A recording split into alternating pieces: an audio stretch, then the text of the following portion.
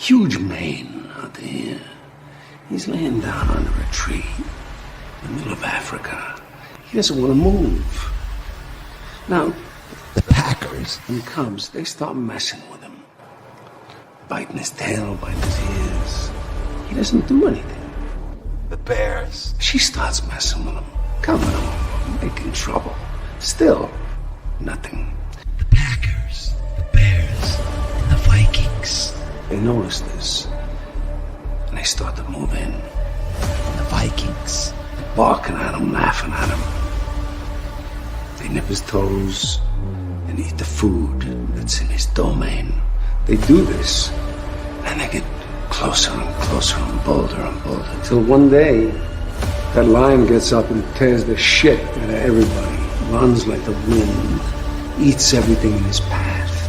Because every once in a while, the lion has to show the Packers, the Bears, and the Viking who he is.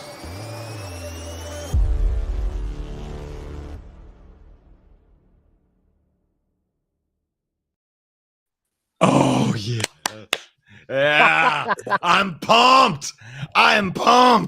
Love me. It is December 12th, 2022, and that's a Monday. That means it's time for the Monday Night Main Stage where we talk about Detroit Lions football. Tonight, it's a Detroit Lions victory because it's Victory Monday. Detroit Lions beat the Minnesota Vikings 34-23. It's also open mic night here on the main stage, which means you out there in Internet land can step up to the open mic and let your opinions or your questions be heard with our panel, and we will address them as best we can. We're also going to have a special guest, but let's not waste any more time. I'm your host, Mike. Out there on the West Coast, it's our good friend, Mr. Greg Rice. How are you, Greg? Feeling good today. Victory Monday. What more could you ask for against a division rival? Yes, sir. And also our illustrious producer and president of the Jared Goff fan club. It is Mr. Russell Wayne. Yeah, we actually made all the Christmas cards. We are going to send him a Christmas card right here. And I want to put a special shout out to Bob Wisely giving me this authentic. This actually came from a Barry Sanders practiced in this jersey. It's a 4X jersey right here. And dude, I'm so honored that you would choose me to be able to sport such a authentic, good piece of jersey right here. It's like, wow. Thank you, Bob Wisely. All right, then. 34-23, the Detroit Lions beat the Minnesota Vikings. What are your initial reactions to that, Russ? Well, my initial reactions is yes, we have arrived. We have arrived. We're putting the rest of the NFL on notice. You guys can throw all your laugh emojis in there, all that you want, but we're ready. We're ready to take over. There ain't a team in the NFL that wants to face us. What about you, Greg Rice? How about initial reactions from this great win? You know, we did what we all predicted we were going to do. We were going to come in and show out. You know, the Vikings, kudos to you guys. You're a good team. I think your record is a little bit falsified. You've had some lucky circumstances, and you ran into a team that no one in the NFL wants to see right now. Right. Well, L's a L. We always say L's a L as Lions fans, but you know what? Dub's a dub. So they're a 10-2 team, and we can't take anything away from the Lions for being a 10-2 team. They're going to win the division, likely barring some miracle. So let's pray for a miracle. We're actually still mathematically in it to win the division.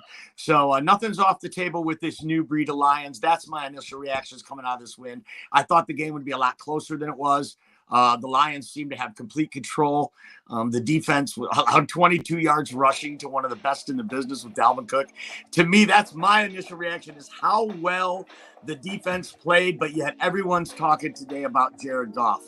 So, but yet it was that defense that really stepped up to the plate. So who is the game breaker for you, Greg, or who is the faker? You had game breakers and fakers. Tell us. It's the strength of our team, and rather than just give it to an individual player, I'm just going to go ahead and give it to our offensive line as in terms of game breaker. This offensive line is never ranked lower than 12th all year according to PFF, and this is despite not having one game with all 5 of our season beginning starters on there. With at some points in the season having as many as 3 starters out.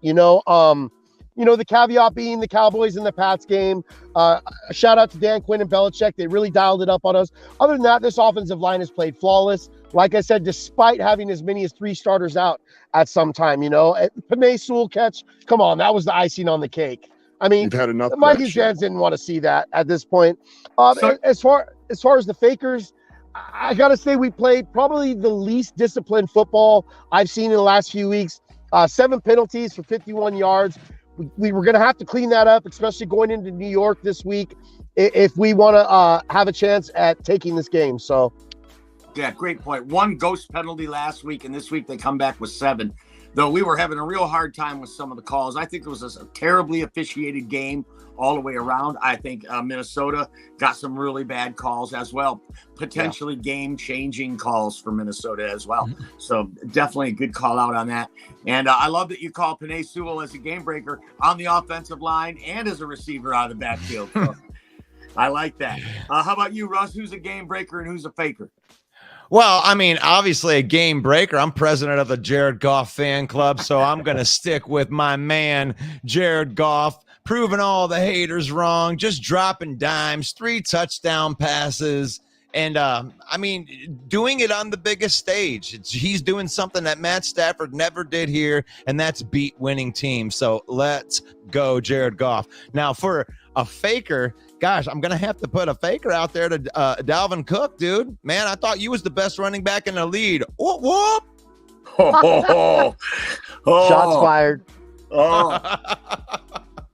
The Minnesota Viking rushed for, 22 yards. That's what we gave up for the whole game. Everybody's talking about this offense. It's amazing to me. So kudos to the defense. They really did an outstanding job. For my game breaker, though, I got to go with DJ Chark. He led the team in receiving. He had a touchdown. That throw from Jared Goff on that play was money. That was a total pro quarterback throw, 55 yards in the air on a dime. So definitely, I'm gonna let you take all the Jared Goff love. I'm gonna spread around. He spread the ball around really well. Khalif Raymond had a couple of big catches. I always love the contributions of Khalif Raymond. He seems to try so hard out there, and just the receiving core, everyone, just a great game. This team is on a roll, 5 out of 6. And then that moves us to our next talk. Of course, 1 touchdown scored by rookie Jameson Williams on a 41-yard pass. What's your comments on J-Mo scoring in his first catch there, Greg? So last week was technically his debut, so I'll just call this his coming out party. This is exactly what we all needed to see. This is a guy who got loose, looked like a little bit of a busted coverage, not having Harrison Smith in there. I'll give the Vikings a little pass on that. But this is the guy that we brought in to do exactly this, to get loose behind that secondary and just really open things up. When it comes down to it, you guys, we've been thirsty for a deep threat since Marvin Jones, or dare I say Kenny Golladay. I'm sure a lot of Giants fans would disagree with that. It just really hasn't been there. There's no shot at Amon-Ra St. Brown. Love him, one of the most complete receivers. Just in terms of being that total deep threat, though, this is what we brought on DJ Chark and J-Mo for, and a big shout out for his pass blocking grade, run blocking grade. PFF graded him out at 80.9. If you guys seen that hit that he put on that Vikings defender for that run, that was absolutely brutal. You can see this guy has gunner potential on special teams. Not that we'll use him there just because of his elite athleticism, but man, not just a deep ball catch, but we look to have something really special with JMO. Yeah. Doesn't he seem awfully slightly built, though, Russ? What do you think? You know what? Here's what I want to say about Jameson Williams. It is an embarrassment of riches that we have here. So it's like you're showing somebody your car collection, right? And you go out and you're like, oh, right, you got Josh Reynolds, you got DJ Chark, you got Amon-Ra St. Brown. So you got this this old school like Mustang, you got a Corvette, and you got a jacked out like Beetle Bug, right? That's just like pimped out, right? And then you're like, hey, you want to see the Lamborghini? you want to see the Lamborghini? And then Jameson, then Goff like, okay, I'm gonna show him the Lamborghini, and then he took him for a spin in the Lamborghini, and there's Jameson Williams wide open in the end zone right there. It's an embarrassment of riches. They're planning for Amon-Ra, Reynolds, and DJ Shark, and they can just put in Jameson wherever the hell that they want. This is dangerous for the rest of the NFL guys, and if you don't see that, you ain't looking hard enough. Man, that is a Russism all the way. I love it, man. That you get analogy of the year right there. J-Mo's a Lambo. He's a Nice. Lamborghini, baby. He's a Lambo. I love it. So that brings us to our next topic, and I'll just keep it right here with you since our topic is the Goffense. Tell me, Russ, you can click the link right down in the description and go to NFL Shop right here on the main event, and you could get a Jared Goff jersey. Yeah, you could. Yeah, why not? How many? You think there's a lot of Jared Goff jerseys being sold? I don't think so. Nobody knows what's going on. Nobody believes in Goff. He got if you to believe for in him 5 that much, click that link and put your money where your mouth is. I don't give a shit, dude. I'll go Goff on your ass right there. Yeah, right there. Oh Lord, you're gonna get right a Jared there. Goff jersey. Hold on a second. I got to get it shipped. You could put it right in Lord. the closet next to my Kevin Jones. Oh my gosh, man. I'm feeling good that I got myself a nice vintage Barry Sanders jersey right there. And I'm going to get me a Jared Goff jersey, dude. Why don't we believe in this guy? What's the problem? I'll pose that question out there. Do we have any comments in there? How do you feel about Jared Goff out there? What are we supposed to do? We supposed to get rid of this guy now that, that he is better than a Bugatti? No, he is a Bugatti. Well, Russ, he was 27 of 39 for 330 yards. Let's say that again. 27 of 39 for 330 yards, 3 touchdowns, no interceptions. What a bum. Yeah, no kidding. So are we willing to accept that Goff is a top 10 quarterback? Because top 10, huh? Top easily. It's easy. It's actually better than that, but he's a top 10 quarterback and we just need to accept it. So Greg is there Rice anybody out there that is Greg Rice, is he a top 10? Statistically this year, look, man. According to Football Outsiders, his passer rating, total QBR, regular QBR, he's ranked from 3rd to 12th. I do watch the games, and you see some of that Goff kind of come out, pardon the pun. But statistically, look, his overall gameplay this year, I'd say at minimal he's top 12, and that's absolutely taken any sort of love. I've been absolutely impressed with Goff this last 5-6 weeks after kind of a 4-week slump. I think he's within that range-ish. So do you re-sign a guy like that? He's top 12? Well, I mean, here's my thing, Mike, is like, look, I'm looking at this quarterback class, man. And as Russell knows, I was really on the CJ Stroud bandwagon at first. And then I started looking at Bryce Young and, a possible J-Mo reconnection. I just don't see a can't miss prospect. Look, I'll just put it like this. I'm okay riding with Goff for another year if that means filling in holes along the defense with can't miss prospects. I think you and I are exactly aligned right there. Russ has made a believer out of both of us, I think. Jared Goff has made a believer out of both of us.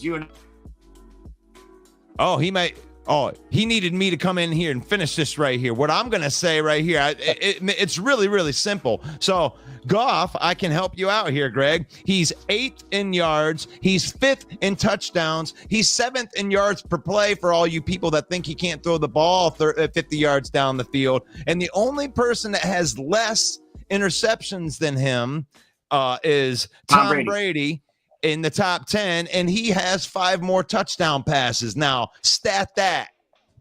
Okay. That's right.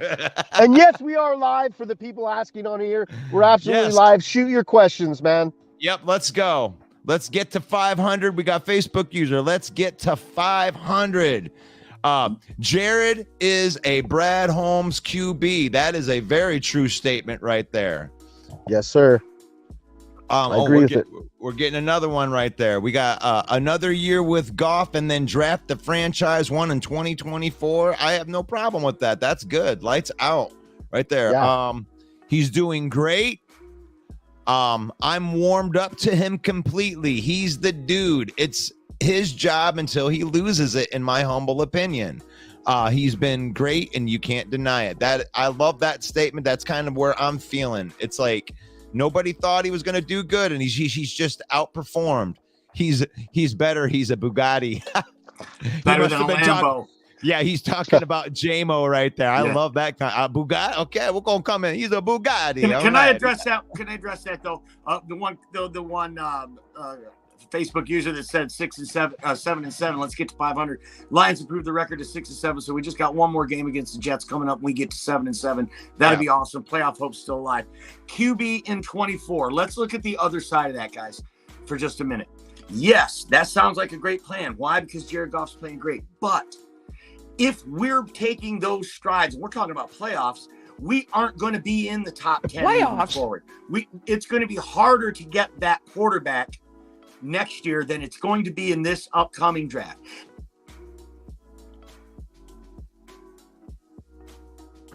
What do you think about that, Greg? I mean, so look, here's my anti-theory to that, Mike. Look, man, I'm going to bring up two teams that were in a very similar situation in the San Francisco 49ers as well as the Kansas City Chiefs. So look, the year the Kansas City Chiefs drafted Patrick Mahomes, just the year before that, they were 12-4 with Alex Smith. They were able to wiggle their way up there and grab their guy. They completed their roster, and they thought they were just a quarterback away. And I'd say it's been pretty damn successful. Now, the San Francisco 49ers is another team I use. They're sitting there with Jimmy G, who I look at a quarterback with very similar traits to Jared Goff. They did, while the jury is still out on Trey Lance, this is another team that did what I'm liking what they did. They completed their roster and then traded up to get their guy. I like both teams' philosophies. If you look at both these teams, these are perennial powerhouses in the NFL who have played essentially great football and have both been contending teams for the better part of a decade. And that is my thing too. If we have a complete roster, there's always a price. You can trade up and get your guy. It's just a matter of doing it. Right, but you've got an extra pick this year. You can have your normal draft and then still get that quarterback, and he doesn't have to play next year. He can sit behind Jared Goff and develop. But you won't get that chance to get him without giving up capital. Like you said, wiggle your way up. That means give up capital. But I do agree with what you're saying, though. I don't think that's Brad Holmes' plan. I don't think he's going to draft a quarterback. I think he wants to do, just like you said, drop in a quarterback on a rookie deal on a team that's ready to go, right? So I agree with that. 100%. I love that plan too. I honestly, when I say that I love Goff so much, it's almost like I said, we were playing with house money when it comes with this year. Nobody expected anything out of this year. So just because the guy that you got in a throw-in deal is overperforming, that's a good thing, guys. I mean, makes the rebuild go a lot faster. Right. And we'd like to say thanks to all the Facebook users that are chiming in with your question, too, and your opinion. Keep them coming, man. We'll do the best we can to keep up with them. So what are we talking about now? Coaching in the game against the Vikings. Well-coached game. Dan Campbell showing some real maturity, I thought, as a coach. Yeah, you got to know when to hold them and when to fold them. And I thought he made just about all the right decisions, barring maybe a couple of questionable ones. What do you think, Russ? Coaching. Well, I mean, when it came to if we're just talking about these fourth down things, I'm going to address that elephant in the room. He did go for it on fourth down. I do excuse him for the fourth down that he did go for it on where it was on their side of the field. Actually, the punt fake that worked was the biggest problem that I had, and it worked. So, I mean, that you're on your side of the field, that's a very big chance to take in that situation, but it did pay off for you. And when you hire a cowboy, you got to expect cowboy kind of things. Right. Greg, what do you think? Coaching. Well, I'd give it I'd give it a 9 out of 10. I mean, I'll just be blunt with you. That opening, the opening drive where we went for it on fourth down, was not a fan of it. I love the cowboy mentality. I just think as we begin to play more competitive football, conservative and logical coaching decisions is what I'm looking for more. That being said, he kind of offset that with that punt fake. I think that was a gutsy, bold move that no one expected. I certainly didn't. pinned that far back into our own territory. So shout out to our special teams coach, and shout out to Campbell for calling that. Coaching defensively, I got to give it up for AG, man. Look, we came in and Christian Darrisaw was out. I'll give you that. But we went out there and we put some pressure on, as well as got 4 sacks on Kirk Cousins, who essentially was lights out yesterday. I know a lot of NFC North fans with Kirk Cousins' antics. He went out there and he balled out, and we still pulled out the victory and pulled it out in convincing fashion. I love what our defense did. Other than Justin Jefferson, who just went absolutely ham on us, but that's okay. Coaching is improving, you guys, every week. And it doesn't get talked much about. Look, we went through a series of second halves, you guys, where it just seems like Ben Johnson could not make adjustments to save his life. It looks like that is the thing in the past. We are getting it done, and we're getting it done when it matters in December, playing meaningful football. Great call out. Yeah, for sure. Lions 2 for 2 in the red zone, 7 of 15 on third down. Just what you're talking about there. Learning to make adjustments, and the coaches maturing and developing and really getting it together. Aaron Glenn's defense was absolutely stellar. Like you said, 4 sacks, a couple of fumble recoveries, making it happen, making a high-powered offense. They kept getting helped out by the refs a couple of times on third down. There's some Lions made some really great stops. They gave up a ton of yardage to Justin Jefferson, but they kept him out of the end zone. Or did they? Greg, was Justin Jefferson out of bounds on that play? I'm pretty sure the answer is obviously no, but what do you make of that whole situation? Absolutely not. Justin Jefferson did what Justin Jefferson did. It seems like we had every secondary player in that mix right there, and that was a touchdown, folks. I know a lot of us do as fans. We like to look at the plays called against us, but not be so open-minded when the plays come for us. That was an absolute saving grace for us. Justin Jefferson was in bounds, never out of bounds. That was a touchdown. I'm not a fan of blown calls, and that was an incredibly blown call. That should have been at least 6 on the board for the Vikings. I'm kind of just embarrassed for officiating yesterday. Kind of a couple wishy-washy calls. Just the whole vibe of the game on some of those calls just really kind of threw me for a loop. So no, Vikings fans, Justin Jefferson absolutely scored there. You got a heck of a player there, man. Sorry that call didn't go your way. It was an obviously blown call. Yeah, they out penalized. I mean, we had 7 penalties. They only had 3. So it wasn't like they were, but they had some crucial ones in those 3. And that call of Justin Jefferson being out of bounds really was a saving grace for the Lions, like you said. So what? Playoffs? Are we gonna make the playoffs now? Our hopes are alive. Well, let me address this the thing about Justin Jefferson, because I wanted to say something about that.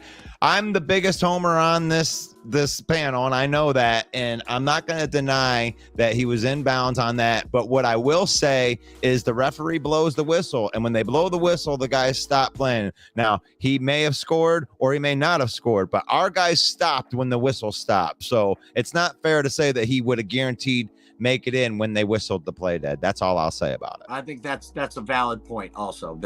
The play was whistled dead, but let me I'm sorry. figure that one out though. We were all mystified, like what is going on? Yeah, the TV production crew did a terrible job. The officials did a terrible job.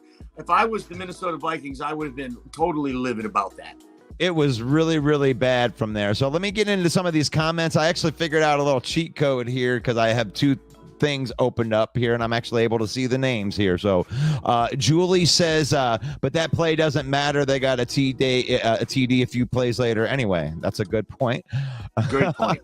So Kevin Spencer says, what advantages do we have going into next week game? So Kevin, we're going to cover that in the next segment when we do the Know Thy Enemy, brother. Hello from Richmond, Virginia. Hi, I think that's Dion Clark in the house. And Stephen Hayward says going to the game in New York next week. All right. So pumped. All right, dude. We got your back, man. We need pictures. And let's go that route right there. So those were a couple comments right there. Right there. So time now for our segment we're going to call Playoffs. Playoffs. Yeah. Thank you, Jim Mora. Yes, sir. Russ, tell me about it. Lions have a chance to make the playoffs. Mathematically, 3 times pi times 12 to the second power. How do the Lions make it in the playoffs? All right, I'm going to pull a Greg right here. I'm going to be real with you guys. So Yes. last week, when the Washington Commanders tied the New York Giants, it made it very, very almost borderline impossible for us to make the playoffs this year. There's a possibility that we could actually win all 4 of our games and still not make the playoffs because of that tie. So we need a lot of help. There is an algorithm that's out there, but the one algorithm that must remain constant is that we have to win the next 4 games, and that is the minimum. 1 game and we're out. We're in the playoffs right now. Playoffs. So that's my take on that. Is all 4 games doesn't get us there for sure. It's hard to win 4 games in a row in the NFL. It's really hard to win 6 games in a row, and that's essentially what it would be since they're already 2-0 on that stretch. Correct. So the odds say it's not going to happen. But then again, I thought the Raiders were going to beat the Rams. So what do I know? Greg, what do you think? Playoffs? Oh, I'm sorry. I had a glitch in the matrix. I felt like Dalvin Cook there on the goal line yesterday. Hey, gaps are closing. I'm just going to stand here and wait to get a forced fumble. Yeah, amazing. Sorry about that, gentlemen. Yeah, good old Dalvin Cook. Where he ranks in terms of running backs, Lord knows now. When it comes down to it, you guys, I look at this last game was just as important. But I honestly look at the Jets as the biggest threat on our schedule. I know we're going to get into that segment. This game can and will determine our chances of making the playoffs. If we lose this next game, you guys, I've counted us out. It's no offense. It's just like Russell was tapping into. That tie game really hurt us. The Seahawks losing yesterday helped us. But right now we need a lot of help. And all I can say to Lions fans is if we don't make the playoffs, let's just be in control of our own destiny, man. If we can pull at least 3 out of 4 of these next games, we know we're trending in the right direction. And life is good. A playoff run would be amazing, you guys. Unfortunately, just with such a slow start, I think I've seen a graphic. We'd be the first team in NFL history to make the playoffs with a 1-6 record to start out with. It's a lot to ask. So I'm just taking it game by game and looking forward to this next game. Yeah, it would be, like you said, though, even if they miss the playoffs, if they finish with a record above 500, hell, if they finish with a record more than 6 wins, then that'll bust all those suckers in Vegas who bet against the Lions, and that'll make me happy. Is our special guest here, Russ? Yes, our special guest is all in right. the back. You ready? I just wait for you to say, give me the drop. You know what I'm saying? Let's put a bow on it. Let's put a bow on it. Lions beat the Vikings 34-23. We had them in their place, but we kicked their butt in our place. And we're going to put a bow on it and put it in the rearview mirror and look ahead now to the Jets. Play that drop, Russ. And on the way up, we're going to bite a kneecap off. Know thy enemy. And this week, we welcome Brian Golden from the JETS Jets. The enemy camp is here. We're going to talk this matchup this week. Playoff implications. The Jets are pretty good defensively, but do they have the horses to hang with our Lions offensively? We're going to figure that out this week on this episode of Know Thy Enemy. And we have Jets superfan Brian Golden with us. Brian, welcome to the main stage. Thanks. It's great to be here. How's everyone doing? We're doing great, man. Great. We're looking ahead to the JETS Jets against the Detroit Lions at MetLife Stadium. And what do you think of your team's chances? Well, like you guys were just saying, the Jets, this is a absolute must-win game for the Jets as well as it is for the Lions. Our playoff chances are hanging in the balance. I am confident that the Jets match up really well with the Lions because our stellar defense. The offense for the Lions very good, but the Jets defense is obviously the strength of their team. The one thing that kind of I'm on the fence about is the injuries that kind of popped up this week. Corner Williams going down. That's a big injury. Hopefully he'll be healthy and ready to go. Oh, so is he in danger of missing the game? I hadn't heard about that. He's day to day. Wow, that's a game changer if he doesn't play. Go ahead. I'm sorry. No, You no shocked worries. Mike White obviously came out of nowhere, and he is key to the Jets' offense moving the ball. And I know against lighter defenses, he has really thrived. I know the Lions' defense has struggled, and I think that the Jets can exploit that. So I guess we'll find out. You know, it all depends upon these injuries. If the Jets go in, you know, moderately healthy, then I'd be more confident. So I guess we'll find out what happens, I guess, later in the week when it comes to the injuries. Zach Wilson's healthy, right? Well, he's healthy physically. Mentally, I'm not sure he's super healthy. And I'm not sure his teammates. Sorry? I'm sorry. I was just checking on that. It was Zach Wilson healthy. He wasn't benched for health reasons. No. You think Mike White's a better QB? Absolutely. There's no question. I mean, wow. I know from the Detroit, the fan base, you guys probably don't see the Jets all that often. It's not on your local networks. Yeah, but we're pretty good sports fans. We know Zach Wilson was the number 2 overall draft pick, and the kid's got a lot of moxie, and he's got a lot of potential. And, what we don't have is the New York media to listen to help steer our minds and wrap our minds around it. That's why I'm asking, this kid's healthy. Why is he sitting on the bench? Why do you like this Mike White guy after 1 or 2 games more than what this kid's already showed you? Well, if you recall last year, Mike White came in. He played in 3 games. He lit the Bengals up for over 400 yards in his first ever NFL start. His second game, he was lighting up the Colts before he got hurt.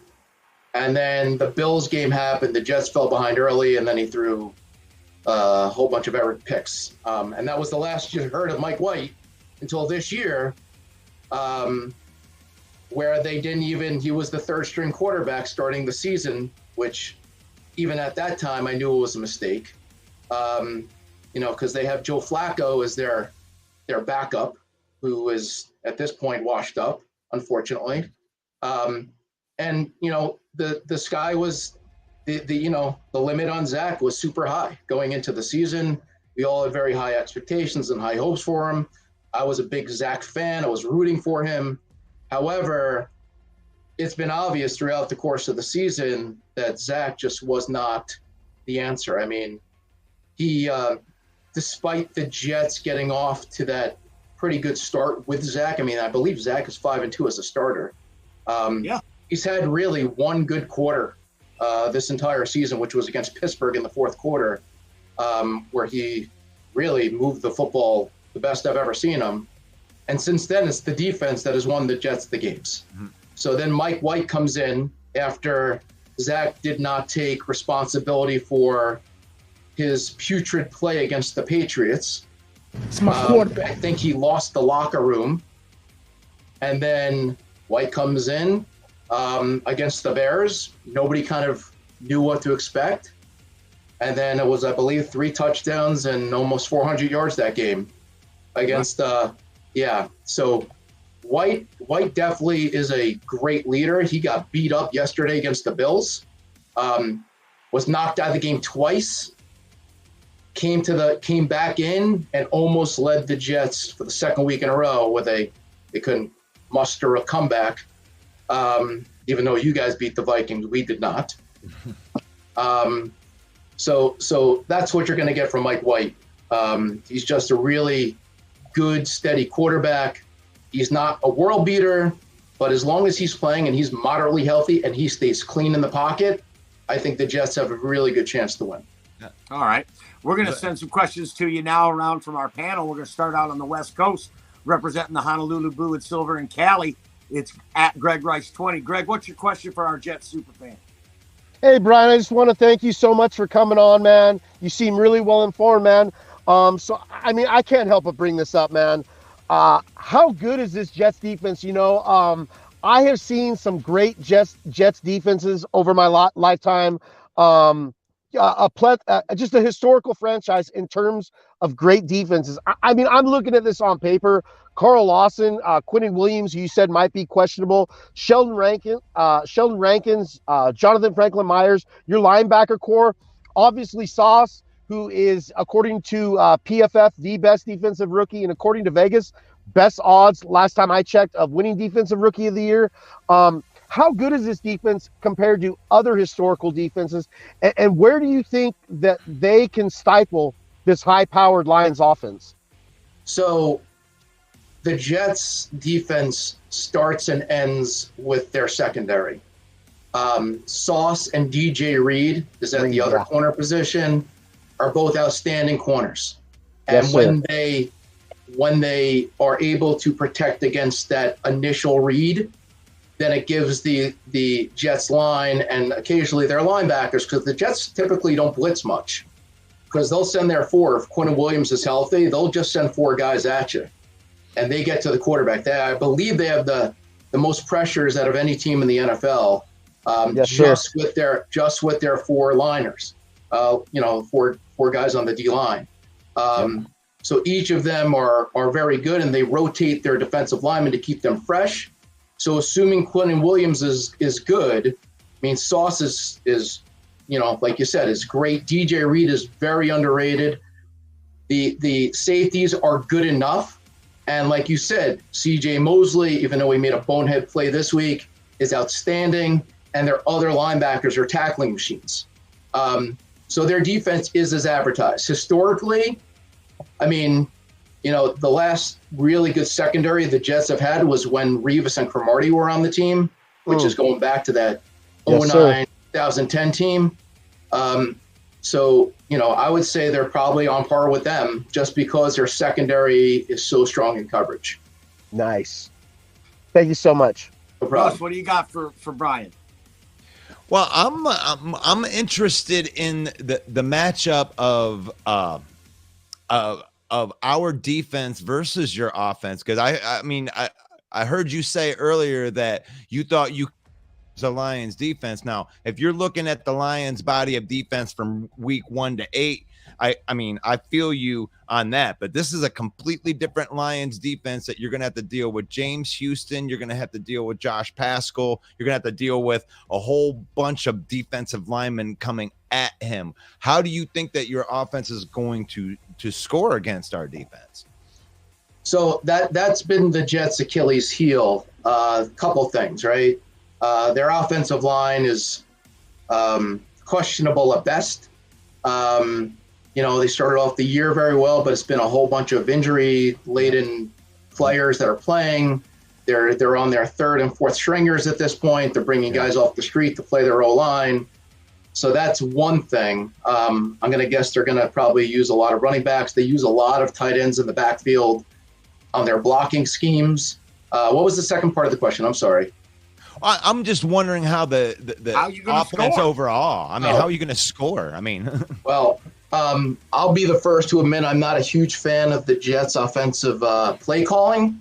Mike LaFleur is their offensive coordinator, the brother of Matt LaFleur. He's very innovative, but he's also young and inexperienced. So the Jets have really good big play potential. Their receivers are very good. And their backs are pretty good despite losing Breece Hall for the season. They still have pretty good backs, and they're able to catch it out of the backfield. So scoring in the red zone has been a big issue for the Jets. I know against the Vikings they struggled. Against the Bills. Bills have a very good defense, but they were able to move the ball late against the Bills too. Mike White is a very good pressure quarterback. He has been getting off the slower starts though. And in all honesty, I believe it's due to the play calling. So, if LaFleur is up to par and White is making the right reads, I think the Jets can move the ball very well against the Lions. That's and fair I'm enough. not saying the Lions defense is similar to the Bears, but I definitely think we can move the ball on the Lions opposed to maybe the Bills. I thought we were able to move the ball at ease against the Vikings. We just couldn't get it in the end zone. Yeah. That Well, Barrios drop, man. You guys should have had him beat, man. Killer. Vikings have lucked out with a lot of lucky circumstances, especially man, against that great AFC kid. East. Absolutely. Their luck ran out yesterday because they ran into a young, hungry defense that your New York Jets are going to face next week. And, they're led by former Jet Aaron Glenn. Does your fandom go back that far to remember Aaron Glenn? Absolutely. Aaron Glenn was one of my favorite players on the Jets and their secondary. And I know what you loved about him was his fire and his competitiveness, right? And now he's instilled that in these young 21, 22-year-old guys, and the game is starting to slow down for them. And I think the Jets are running into a buzzsaw on Sunday. And the unknown for me is this Mike White. I've never seen this guy play a full game. I've only seen highlights of him. I don't remember him coming out of college, and I'm very, very up on NFL draft and scouting and that. And I just don't remember this guy. Nothing ever stuck out about him to me. It's an unknown for me. What I do know is I have the best haircut on this panel tonight. So, and I do think that Aiden Hutchinson is going to have a stellar 4-game stretch down the end, and he's going to snatch Defensive Rookie of the Year away from Sauce Gardner. Quick question for you, Brian. Has Sauce given up a touchdown yet as a pro? That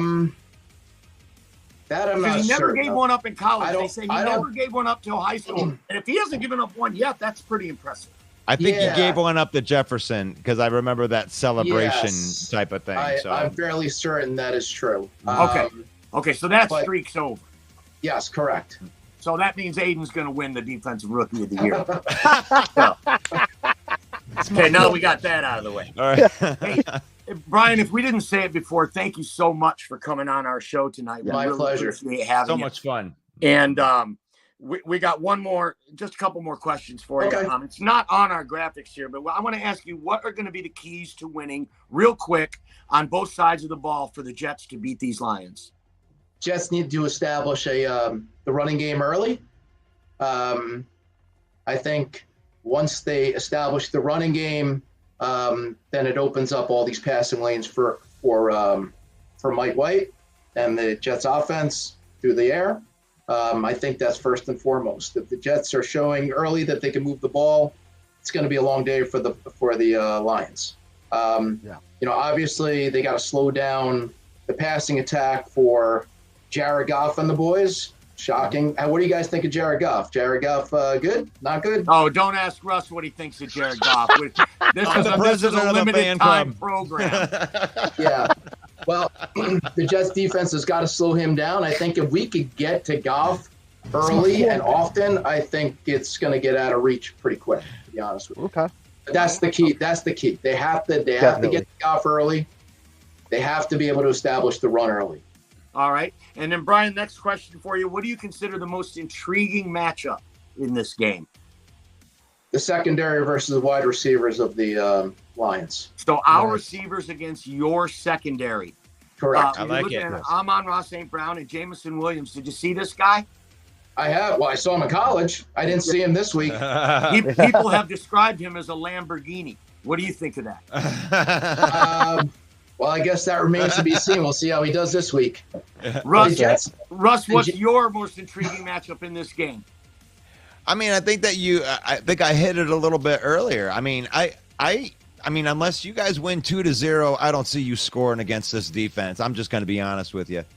Wow. That didn't sound like a matchup. Greg, That's what's a the matchup. most intriguing matchup for you? Well, I'm going to bring up two just to kind of fluff it up for Russ. I'm looking at our secondary versus what I consider a great trio of Jets wide receivers, Elijah Moore, Davis, as well as Garrett Wilson. Look, I'll be the first to tell you, Brian, our secondary has been rather inconsistent at times. When Jeff Okudah's out, we are definitely lacking. You wouldn't have to be a rocket scientist to know that Will Harris and Amani Oruwariye are possibly not going to be NFL players next year. They'll be very deep on the depth chart. So that is something I'm looking at. My biggest thing, though, and I hate to hammer it home because his name's been brought up, is I'm looking at 15-year veteran Dwayne Brown, who I do believe stepped in and forgive me if I get his first and last initials wrong, Mekhi Becton, who's Mekhi filling in Becton. for him. I would have loved to see that matchup between Hutch. You guys have Dwayne Brown. What are your thoughts on Dwayne Brown? Has he been kind of showing his 15-year veteran, or is he still a savvy veteran in your opinion? And what are your thoughts on him going up against Hutch? Well, Hutchinson's obviously a very good player. You know, I think that's going to be a tough matchup for the Jets because Hutchinson brings a lot of speed. Yeah. Brown has been okay, not great. Yeah. I think the tackle position has been more of a struggle because at least Brown has been playing. I mean, Fant has come back. He's on the other side of the line. He struggled a little bit last week. So if they could protect, I mean, it's the middle of the Jets offensive line that has really struggled. Yeah. So, you know, we'll see what happens with Hutch. I'm sure he's going to get some looks at who's ever behind center. So that should be an interesting matchup. All right. Thanks, Brian. Russ, did you have anything else to add on intriguing matchup? Oh, no, I was going to get into the comments before we get into the predictions. Is Let's that cool? All right. Let's do it. So I think I just got called a hater. I'm assuming that he's talking to me because I'm throwing out all the hate. I think I'm going to go with the Jets this weekend. So I think I really made somebody mad. Dang, I'm sorry about that. Your best chance is through the air. Jets will not be able to open up the run game. Okay. I don't think so either. I think that's a great call out. And I apologize for not answering the intriguing matchup. I guess my answer would have been our defensive line versus your offensive line was my most intriguing matchup because I think it's I'm not sure if that's a great matchup, to be honest. I think the Lions are that's what I mean. Right through the line. Can you good for the Lions, not great for the Jets. Thanks for your I honesty, agree with Brian. this next one right here. I agree with this 100%. Jets have a respectable defense. Your defense scares the crap out of me because of I know how Jared Goff does sometimes under pressure, and he's my boy. and that's he has the yips. Yeah. That Facebook user, I didn't get to my intriguing matchup. I misunderstood you, Russ. I thought you were flipping it around, so I didn't comment because I thought mine was the same. Which I think the most intriguing matchup is our offensive line against their defensive line. That's the strength of each one of these teams. Yes. Right? But when he came on here and said Quentin Williams wasn't going to play, I was shocked. What? Wait a minute. That's a game changer. I think that they have one of the most talented front fours in the league. We obviously have one of the most talented offensive lines in the league, anchored by the great Brock Wright, I might add. So I think that's the most intriguing matchup. Whoever wins the line of scrimmage when the Lions have the ball, because I think we can roll up enough points. If we can put enough points on the board, there's no way, to Russ's point, no way the Jets can put up enough to catch up. So let's get it, man. I mean, if you're out there in Facebook land or wherever you're watching from, get your predictions in. We log it with the score and the prediction. So go all in. Let's do it. That's right. Predictions for the game now. It's time. This segment brought to you by MattPatriciaStupidFace.com. Go over to MattPatriciaStupidFace.com. I agree with that one. For your chance to win an NFL jersey, courtesy of NFL Shop and the Main Event 365. All right, Brian, prediction for the game. I want to hear who's going to win and give me a score. I'm going with the Jets. That's right. I have to. I mean, I'm thinking the Jets are going to hold them, so it's going to be Lions will score. I'm thinking something like 21-15 Jets. 21-15 Jets. All right. Russ, what do you got? All right. I'm going to – because I like where you're at right there because I do think that this is going to be a defensive game, and I'm going to let you have that 15 points, right? I'm going to say the Lions are going to win, and it's going to be 15-3. Whoa. Low scoring game. You guys are underestimating Mike White big time. Yeah, he's the unknown. You'll be shocked by what you see if you have not seen this guy play. Bryce, your turn. So look, I agree, you guys. It's going to be a low-scoring affair. We talked about it earlier. Jared Goff struggles against stout, elite defenses, and if you don't consider the Jets' defense elite, they're at least borderline. And I'm sure the only people that wouldn't consider them is probably AFC division rivals. Jared Goff struggled big time against Belichick, struggled big time against Dan Quinn's defense in Dallas. I do think this will be a low-scoring affair. However, I just look at our offensive weaponry, and I know the Jets have a great defense, but something's got to give. Something's got to give. We just have a plethora of talent across the offensive board. I'm going to give the Lions this game, I'll say 20-17 in a close affair.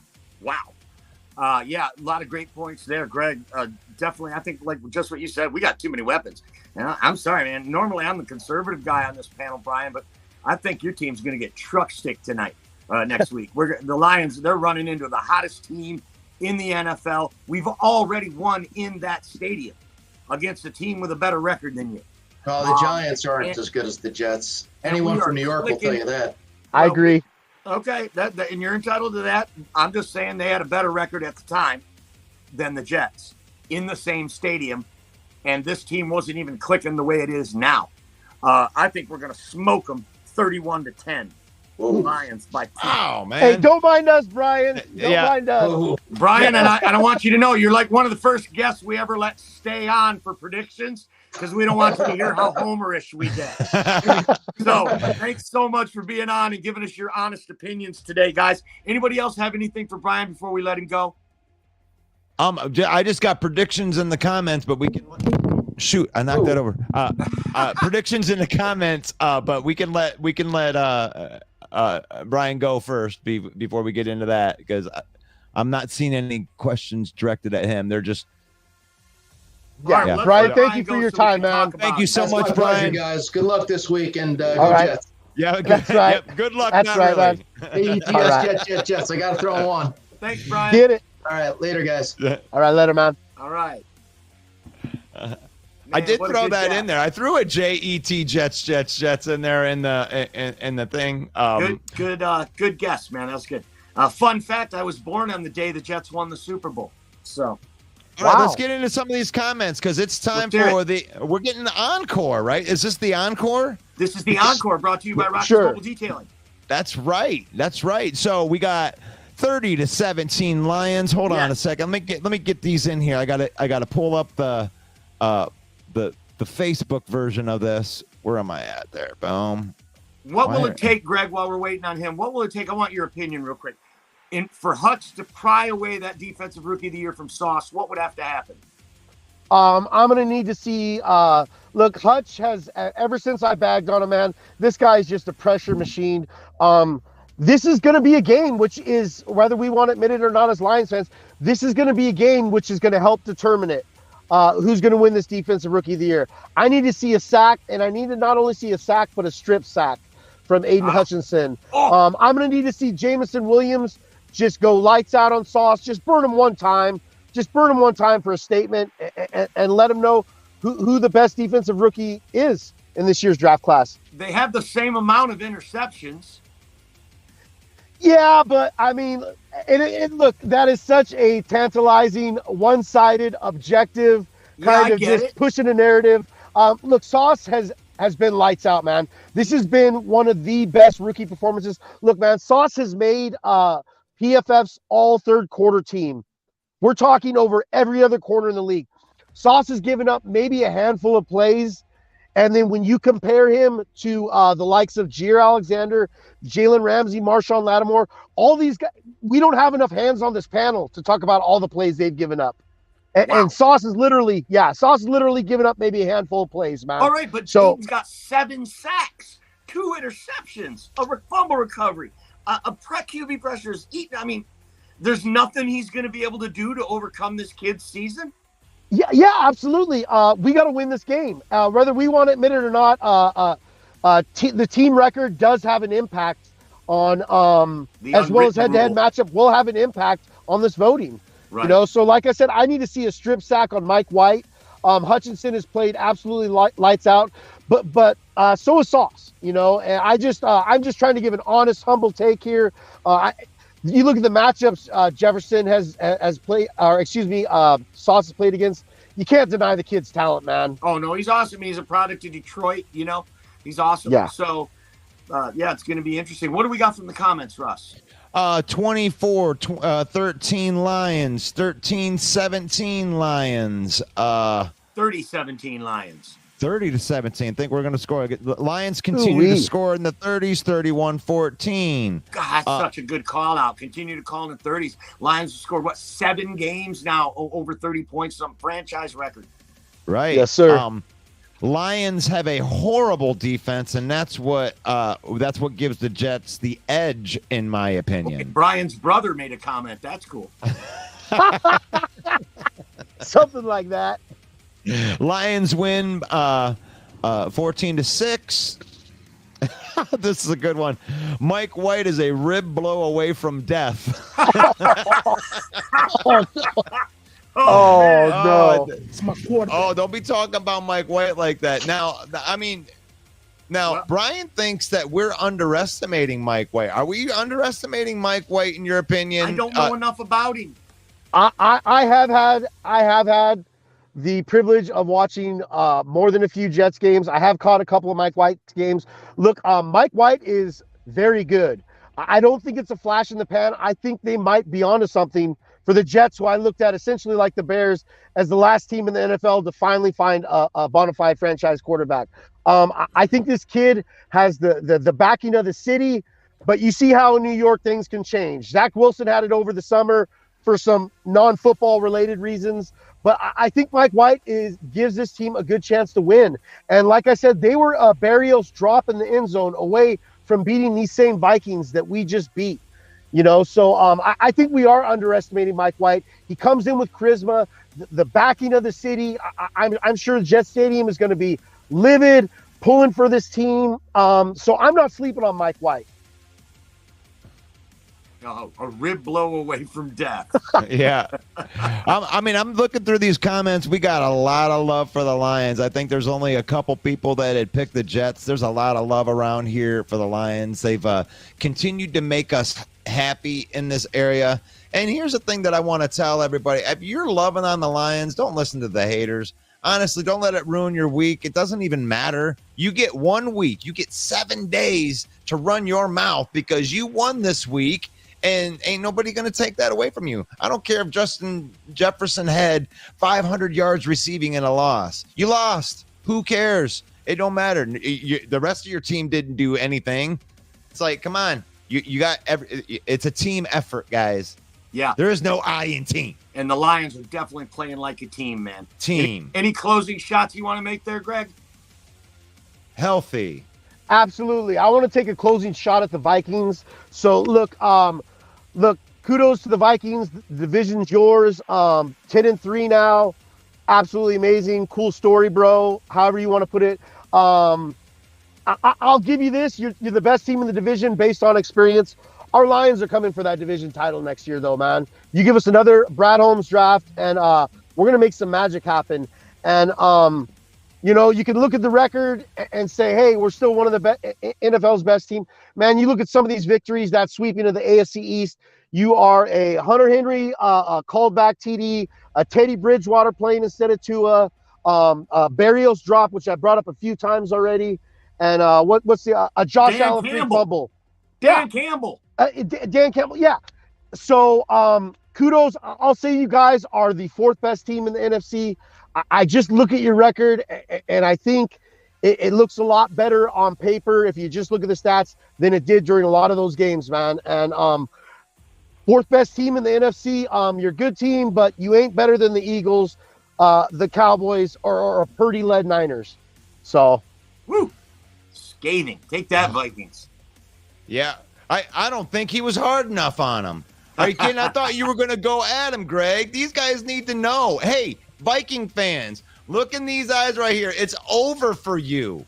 It's over. The next 10 years, you guys are going to be on the bottom of our footprint right there. We're going to walk over you for the next 10 years. All of our team is 21, 22 years old. They're kids. Guess what? They're not even going to be as good as they're going to be for 2 years. And we're still kicking your ass. And So we'll don't still be have them coming under at us like contract. you got something. You ain't got nothing. The Lions, oh my God, if we get into the playoffs, baby, I'm going to say the 2 words, Super say it. Bowl. Don't say Don't it. get us into the playoffs. Don't put us into the playoffs because ain't nobody from the NFC want to face this team. Say those words again. Say them words again. Super Bowl. Wow. Playoffs. Wow. Is that Sure. homer enough for you? That was 100% Homer. That is Bacardi 151 Homer right there. That is beyond Kool-Aid. Look, I don't think we're anywhere near You spiked my personnel-wise. stuff, dude. I appreciate it, dude. I- I can't afford alcohol. Now, wait a minute, Russ. So If hook we me make up it to with the, some if we free win the alcohol. Super Bowl, who's going to be the MVP for the Lions? Are you ready for this? Tell Oh, me. Lord. Jared Jared Goff, Goff. baby, and I'm going to send him a Christmas card. All right. Monday Night Main Stage, man. I'm putting an end to this fucking nonsense here. Monday Night Main Stage. Thanks, everybody on the internet, for joining us. For Greg Rice out in Cali, for the producer, Russ Wayne, I'm Main Event Mike. Thanks so much for stopping in and hanging out with us tonight. God bless each and every one of you. Peace out. One pride.